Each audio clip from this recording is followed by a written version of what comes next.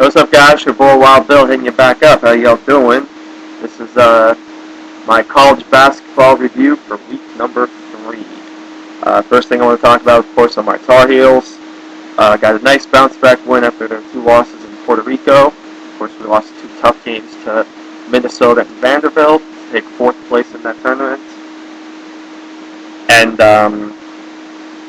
but we had a nice bounce-back win over UNC Asheville this week, beating them 80-69, and now we are 3-2. Leading the way for us was Tyler Zeller by 23 points. Harrison Barnes, the star freshman, had 13.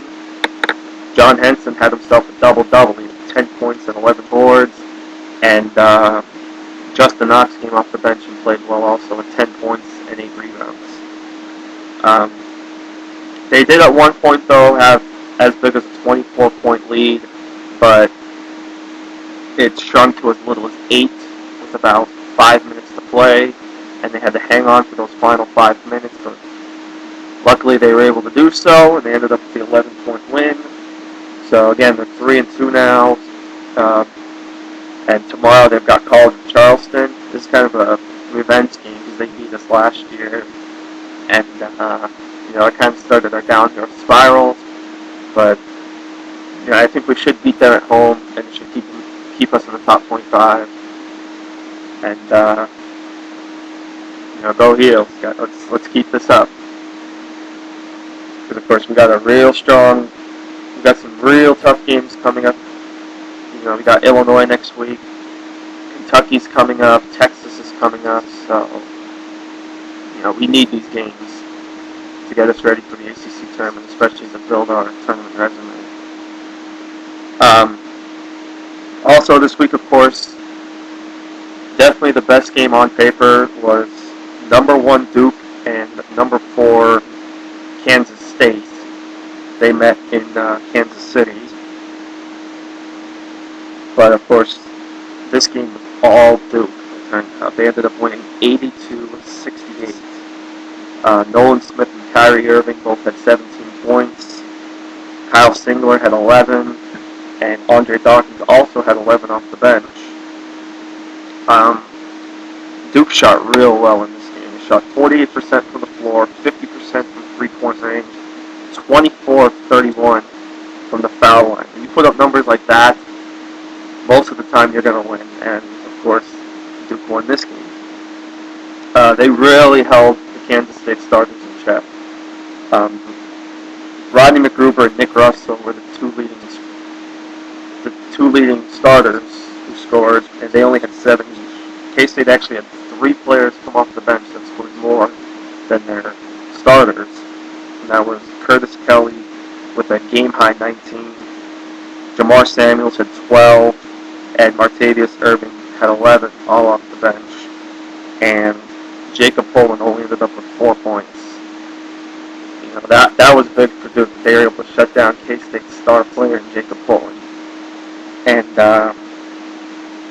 K-State shot well themselves. They shot 46% from the floor, but only 48% from the foul line and only 17% from three-point range. So that obviously is not going to get done. So this game, great game from Duke, showing why they are the number 1 team in the nation, why they're the defending champs, why they're favorites to repeat this year. If I was doing bracketology right now, no, I'm sure anyone that would be predicting their bracket right now would have Duke as the overall number 1 seed. I don't know how you would not make them number 1. But,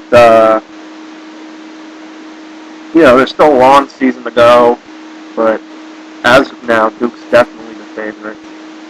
They're definitely the best team right now. But they got a big matchup coming up with Michigan State, so that'll definitely be a fun game to watch. Of course, Michigan State will not be number 2 going into that game as they lost to UCONN. Of course, UCONN, how hot was UCONN this week? Winning the Maui Invitational, including beating not 1 but 2 top 10 teams. In doing so, beating Michigan State and number 9 Kentucky on their way to winning in Maui. And of course, it was all led by Kemba Walker. 90 points in the 3 games. He had 31 against Wichita State, he had 30 against Michigan State, and he had 29 against Kentucky. So, a great 3 days for Jim Calhoun and company. And UCONN, I would expect to be in the top 25 come Monday when the polls are released for next week. And another big tournament that went on was the NIT Season Tip-Off, and we had an upset there as well. And number 24 Tennessee upset number 7 Villanova, 78-68. Tobias Harris had 15 points and 9 rebounds. Scotty Hobson had 18. Cameron Tatum had 17. Great game for Tennessee. This is a big win. You know, they're trying to do what they can with Bruce Pearl, because again, he'll be gone those first 8 conference games. But you know, obviously, this is a big win for Tennessee. And you know, Fato Hero had 15 for Nova, and Antonio Pena had 14 and 8 points for Nova, leading the way. But yeah, nice upset win for Tennessee. This will probably knock Villanova out of the top 10, but and probably move Tennessee into the top 20. A team I'll probably expect to see out of the top 25 this week is going to be Temple. They lost to Cal in their tournament earlier this week, so they might drop out, especially with BYU playing hot, and they were right there on the fringe at last week's poll. So I will not be surprised to see BYU jump ahead of Temple and jump into the top 25. But yeah, that's pretty much. Those are pretty much like the big stories. Those are like the big games this week. Of course, there's a lot of action to go. It's still November yet. We got the Big Ten ACC Challenge this week, and obviously as a Tar Heel fan, I'm always looking forward to that. Again, the Tar Heels have Illinois this year in the Big Ten, and I think it's going to be a great game. I think Illinois is definitely one of the sleeper teams, not just in the Big Ten, but I think in the entire nation. McCameron coming back was huge for Illinois, so I think this is going to be a real good game for North Carolina. Again, the marquee matchup, Duke, Michigan State.